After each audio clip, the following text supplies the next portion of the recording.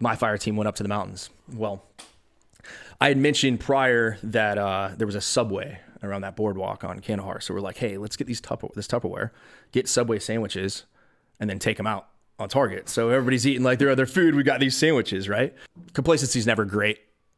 You're somewhere long enough or you do enough things, you kind of start getting that way, right? So maybe hypothetically you take your helmet off and maybe you take your kid off. You know, it's hot, right? You're like, I'm hanging out. I just want to eat my Subway sandwich. Maybe 500 yards, 600. It's been so long.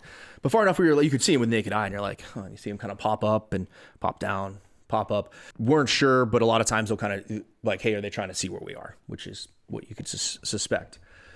So, all right, we report it up and then keep eating.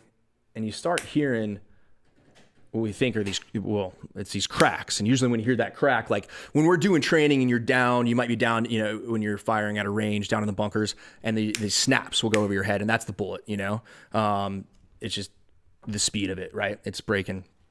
And so we hear that and we're like, and then all of a sudden we see things kind of start like chipping up and we're like, oh, and you look up and you can see people just kind of like amassing, right? And, so we grab our stuff, we run around to the other side. At this point, all the fire team comes together. We're trying to get on comms and we'd pulled the air away. So we're trying to get them back on station. And it's almost just like, again, you know, years later and what you put in your head, like a movie scene, but they're kind of starting to amass a bit around. So not 360, but getting a little, you know, a little unnerving when you have some other elements, other places, and you want to be careful.